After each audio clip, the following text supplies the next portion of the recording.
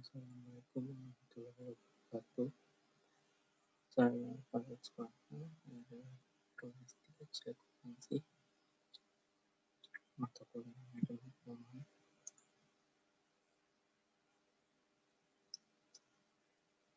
dari Universitas Muhammadiyah Pesat Bangka, dosen pengambilan Bu Ade Maya, sumber dari PPT Pembelajaran. Saya akan membahas manajemen modal kerja. Apa itu manajemen modal kerja? Manajemen modal kerja merupakan unsur aktiva yang sangat penting dalam perusahaan. Masa perputaran modal kerja sejak kas ditanamkan pada elemen modal kerja sampai mendikas kembali. Semakin cepat masa perputaran modal kerja, semakin efisien penggunaan modal kerja, maka investasi pada modal kerja semakin kecil. Ada 3 modal kerja konsepnya, yaitu kuantitatif, kualitatif, dan fungsional. Kuantitatif ini yaitu berdasar konsep ini modal kerja yaitu jumlah aktiva lancar yang sering disebut sebagai gross working capital atau modal kerja kotor.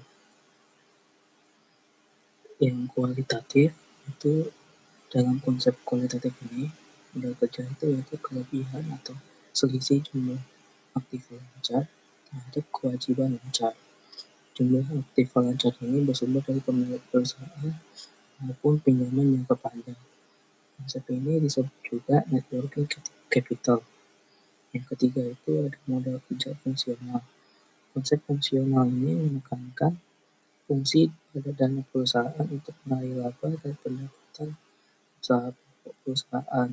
Sejumlah dana perusahaan itu untuk meningkatkan laba perusahaan. Semakin banyak penggunaannya, seharusnya makin tinggi laba yang diperoleh perusahaan dan sebaliknya. Di modal kerja mempunyai kebijakan-kebijakan. Ada 3 kebijakan modal kerja, yaitu kebijakan konservatif, kebijakan moderat, dan kebijakan agresif. Kalau konservatif itu kebijakannya merupakan rencana pengembangan modal kerja yang lebih banyak menggunakan sumber dana jangka panjang dibandingkan sumber dana jangka pendek. Yang kedua ada kebijakan moderat. Nah, kebijakan moderat ini perusahaan membiayai setiap aktiva dengan dana yang jangka waktunya kurang lebih atau sama dengan jangka waktu perputaran aktiva. Artinya aktiva yang bersifat permanen. Ini aktiva tetap dan modal kerja permanen akan didanai dengan sumber dana jangka panjang.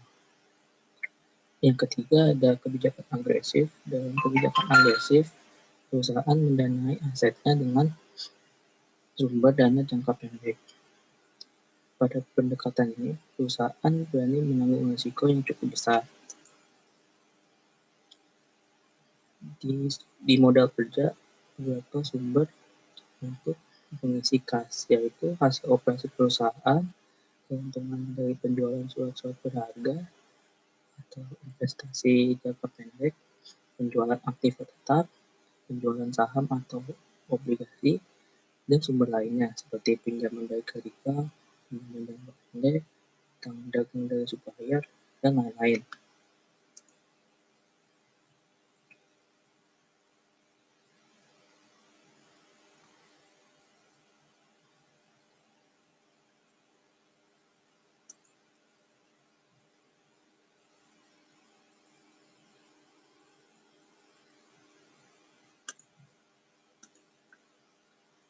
Nah, untuk menentukan metode modal kerja, ada 2 metode. Yang pertama itu keterikatan modal kerja. Untuk menentukan besarnya modal kerja yang menggunakan metode ini, ada 2 faktor, yaitu periode terikat modal kerja dan proyeksi kebutuhan kas rata-rata per hari. Semakin lama periode terikat modal kerjanya, maka semakin besar kebutuhan modal kerja. Yang kedua, metode perputaran modal kerja. Dengan cara menghitung perputaran elemen-elemen pembentuk modal kerja seperti perputaran kas, perputaran piutang, dan perputaran persediaan. Nah, di sini ada perhitungan modal kerja keterikatan dana perusahaan.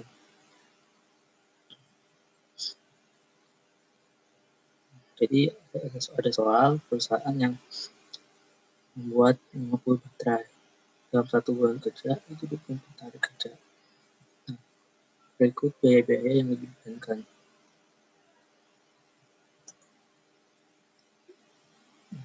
Menghitung kebutuhan kas per hari.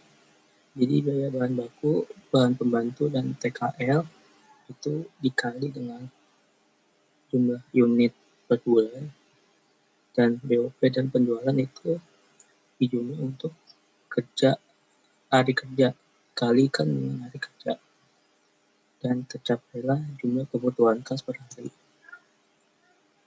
Nah, ini menghitung kebutuhan modal kerja. Kenapa yang biaya bahan baku itu dikali 16? Karena bahan baku ini dihitung dari sejak pemesanan produk bahan baku. Nah, kalau yang TKL, overhead pabrik dan pemasaran itu dihitung sejak produk bahan baku itu diolah menjadi produk jual. Dan ini kebutuhan modal kerja, yaitu 2.832.933.309.000. Nah, untuk metode perputaran, di sini ada kas piutang dan persediaan 2016-2017. Jika penjualan pada tahun 2016 itu diperkirakan 14 juta, dan 2017 itu naik jadi 18 juta. Dan ini hitungannya penjualan dibagi atas kas, penjualan atas piutang, dan penjualan atas persediaan. Ini dibagi, hasilnya ada 40 kali, 25 kali, dan 19 kali. Dan ini dibagi dengan 1 tahun. Nah, dibulatkan menjadi 42 hari. Dari perhitungan di atas, dapatkan periode terikat elemen modal kerjanya adalah sebesar 42,4 hari dibulatkan 42 hari. Asumsi 1 tahun sama dengan 360 hari. Jadi 360 dibagi 42 itu 8,5. Nah, estimasi kebutuhan modal kerja 2017 itu karena tadi naik yang 2017 terus dibagi sama asumsi 1 tahun pada 2017 tadi, dan estimasi kebutuhan modal kerja 2017 yaitu 2.117.647.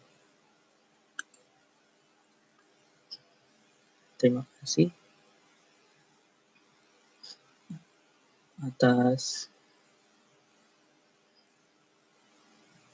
pengertiannya untuk metode modal kerja ini. Kurang lebihnya mohon maaf.